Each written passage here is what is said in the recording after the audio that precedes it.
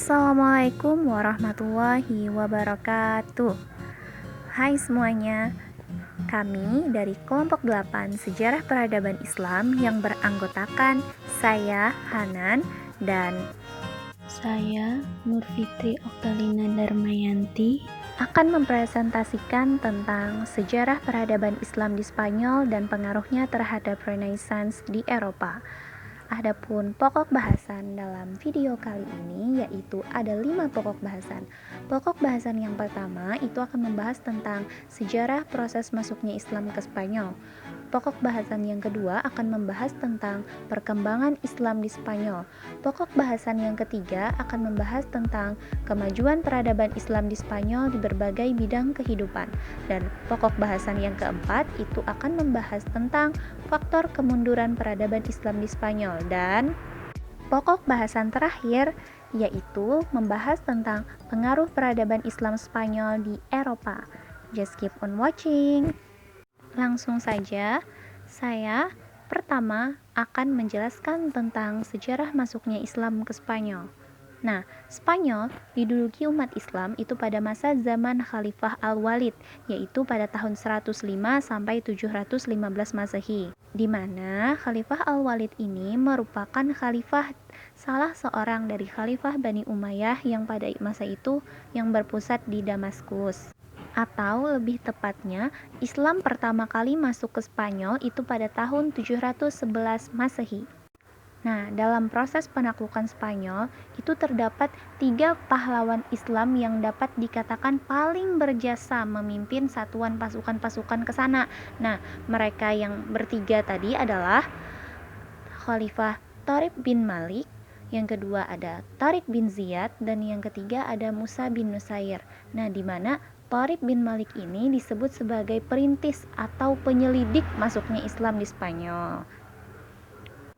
Alasan Tariq bin Malik menjadi perintis Islam di Spanyol karena ia berani menyeberangi selat yang berada di antara Maroko dan benua Eropa dengan pasukan perangnya. Nah, dalam penyerbuan itu, Tariq tidak mendapatkan perlawanan sama sekali dan itu menunjukkan bahwa ia menang dan ia kembali ke Afrika Utara dengan membawa harta rampasan yang tidak sedikit jumlahnya. Nah, didorong oleh keberhasilan Tariq serta dorongan yang besar untuk memperoleh harta rampasan perang, Musa bin Nusair itu tepatnya pada tahun 711 Masehi, beliau mengirimkan pasukan Spanyol sebanyak 7.000 orang di bawah pimpinan Tariq bin Ziyad. Nah, Tariq bin Ziyad lebih dikenal sebagai penakluk Spanyol karena pasukannya lebih besar dan hasilnya lebih nyata. Nah, dalam pertempuran itu, Tariq bin Ziyad dan pasukannya terus menaklukkan kota-kota penting di Spanyol seperti Cordoba, Granada, dan Toledo yang merupakan ibu kota kerajaan God saat itu. Kemenangan pertama yang dicapai oleh Tariq bin Ziyad itu membuka jalan untuk penaklukan wilayah yang lebih luas lagi, sehingga karena kemenangan itu membuat Tariq bin Ziyad dan pasukan-pasukannya itu lebih bersemangat, lebih gencar untuk menaklukkan Spanyol, dan akhirnya Islam berhasil menaklukkan Spanyol. Pembahasan kedua, B.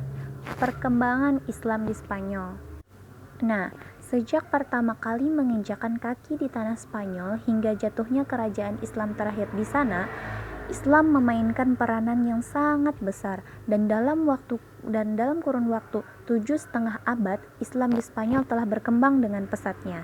Adapun perkembangan Islam di Spanyol ini, untuk lebih mudahnya, itu terbagi menjadi 6 periode. Periode pertama itu terjadi pada tahun 711 sampai 755 Masehi. Nah, pada periode yang pertama ini, Spanyol berada di bawah pemerintahan para wali yang diangkat oleh Khalifah Bani Umayyah yang berpusat di Damaskus. Nah, pada masa ini, stabilitas politik negeri di Spanyol itu belum terkendali. Hal ini dikarenakan gangguan keamanan di berbagai wilayah. Karena kan pada masa ini adalah masih masa peletakan dasar atau masa peletakan dasar invasi Islam di Spanyol. Jadi, bisa dikatakan gangguan-gangguan itu bisa dikatakan sesuatu yang masih wajar. Nah, adapun pada periode kedua yang terjadi pada tahun 755 sampai 912 Masehi, Masehi, Spanyol pada masa ini berada di bawah pemerintahan seorang yang bergelar Amir atau Panglima atau bisa juga disebut dengan gubernur, tapi mereka tidak tunduk kepada pusat pemerintahan Islam. Nah, yang ketika itu dipegang oleh Khalifah Abbasiyah yang di Baghdad. Nah, Amir pertama adalah Abdurrahman I yang memasuki Spanyol pada tahun sekitar 138 Hijriah atau 755 Masehi dan diberi gelar sebagai Ad-Dakhil atau yang masuk ke Spanyol itu. Nah, dia merupakan keturunan Bani Umayyah yang berhasil lolos dari kerajaan Bani Abbas ketika yang terakhir itu berhasil menaklukkan Bani Umayyah di Damaskus. Selanjutnya, ia berhasil mendirikan dinasti Bani Umayyah di Spanyol. Pada periode ini, umat Islam Spanyol mulai mengalami kemajuan-kemajuan, baik dalam bidang politik maupun dalam bidang peradabannya. Contohnya, Abdurrahman Ad-Dakhil mendirikan Masjid Cordoba dan sekolah-sekolah di kota-kota besar Spanyol. Nah, sekalipun demikian, berbagai kemajuan itu tidak menutup terjadinya ancaman dan kerusuhan. Nah, pada pertengahan abad ke-9, stabilitas negara terganggu dengan munculnya gerakan Kristen fanatik yang mencari kesyahidan. Adapun pada periode ketiga yang terjadi pada tahun 912 sampai 1013 Masehi, pada periode ini itu berlangsung mulai dari pemerintahan Abdurrahman yang ketiga yang bergelar An-Nasir pada masa itu sampai munculnya raja-raja kelompok yang dikenal dengan sebutan Mulukut Tawaif. Nah, pada periode ini Spanyol diperintah oleh penguasa dengan gelar khalifah. Pada periode ini umat Islam di Spanyol itu mencapai puncak kemajuan dan kejayaan Daulat Abbasiyah di Baghdad. Abdurrahman An-Nasir mendirikan Universitas Cordoba. Selanjutnya, pada periode keempat, Spanyol terpecah menjadi lebih dari 30 negara kecil di bawah pemerintahan raja-raja golongan atau Al-Mulukut Tawaif tadi. Nah, pada periode ini, periode yang terjadi pada kisaran waktu dari 1113 Masehi sampai 1086 Masehi. Nah, Islam di Spanyol itu kembali memasuki masa pertikaian intern. Ironisnya, kalau terjadi perang saudara, ada di pihak-pihak yang bertikai itu yang meminta bantuan kepada raja-raja Kristen.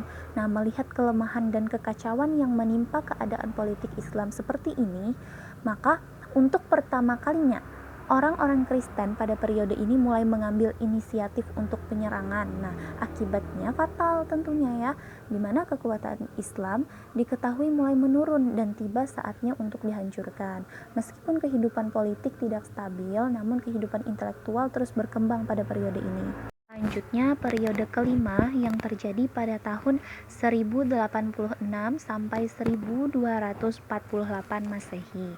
Nah, pada periode ini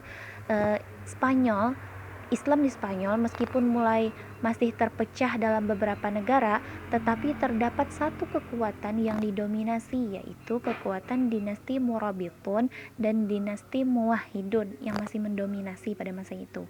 Tapi dinasti Muwahhidun ini mengalami kekalahan-kekalahan sehingga menyebabkan penguasanya memilih untuk meninggalkan Spanyol dan kembali ke Afrika Utara.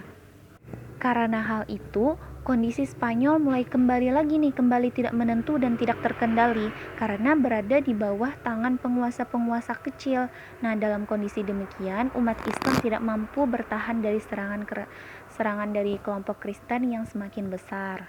Sehingga masukilah periode ke-6 yang terjadi pada tahun 1248 sampai 1492 Masehi. Yang mana pada periode ini Islam hanya berkuasa di daerah Granada saja lagi. Namun, situasi pemerintahan pusat di Granada semakin hari semakin kritis dengan terjadinya beberapa kali perselisihan dan perebutan kekuasaan antara Abul Hasan dengan anaknya yang bernama Abu Abdullah.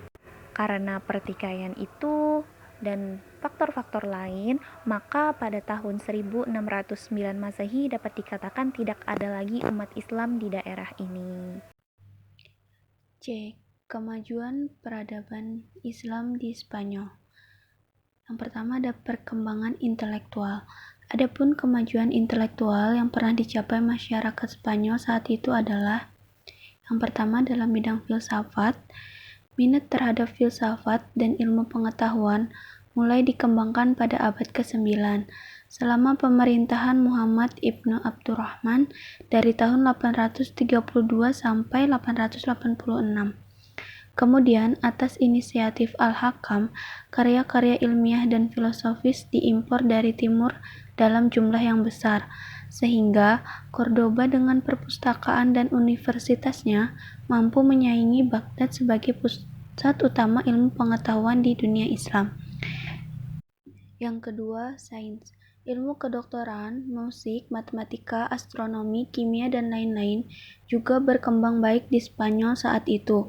Orang yang paling masyhur dalam bidang ilmu kimia dan astronomi adalah Abbas ibnu Farnas. Dialah yang menemukan pembuatan kaca dari batu. Ibrahim ibn Yahya al-Naqas terkenal dalam ilmu astronomi. Ia dapat menentukan waktu terjadinya gerhana matahari dan lamanya. Ia juga berhasil membuat teropong modern yang dapat menentukan jarak antara tata surya dan bintang-bintang. Ahmad ibnu Ibas dari Cordoba adalah ahli di bidang obat-obatan. Yang ketiga, di bidang fikih. Di bidang fikih, Islam Spanyol dikenal sebagai penganut mazhab Maliki yang dikenalkan oleh Ziyad ibnu Abdurrahman. Perkembangan selanjutnya ditentukan oleh Ibnu Yahya yang menjadi qadli pada masa Hisham ibnu Abdurrahman. Adapun ahli fikih lainnya diantaranya adalah Abu Bakar ibnu Baluti dan Ibnu Hazm. Yang keempat, dalam bidang musik dan kesenian. Di bidang musik dan seni suara, tokoh yang terkenal adalah Al-Hasan ibnu Nafi yang dijuluki Zaryab. Ia juga terkenal sebagai penggubah lagu. Kemudian, ilmu yang dimilikinya diturunkan kepada anak-anaknya dan budak-budak, sehingga kemasyhurannya tersebar luas. Yang terakhir, dalam bidang bahasa dan sastra. Di bidang bahasa, bahasa Arab telah menjadi bahasa administrasi dalam pemerintahan Islam di Spanyol, sehingga mereka banyak yang mahir dalam bahasa Arab, baik keterampilan berbicara maupun tata bahasa.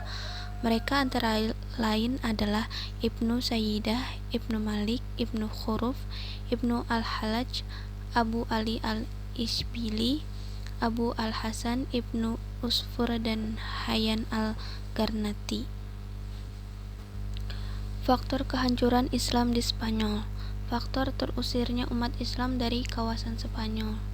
Islam di Spanyol selain mengalami kemajuan yang begitu gemilang di daratan Eropa, pada akhirnya juga mengalami kehancuran yang disebabkan oleh beberapa hal, antara lain yang pertama, konflik Islam dengan Kristen, yang kedua, kesulitan ekonomi, yang ketiga, tidak jelasnya sistem peralihan kekuasaan, dan yang terakhir, keterpencilan.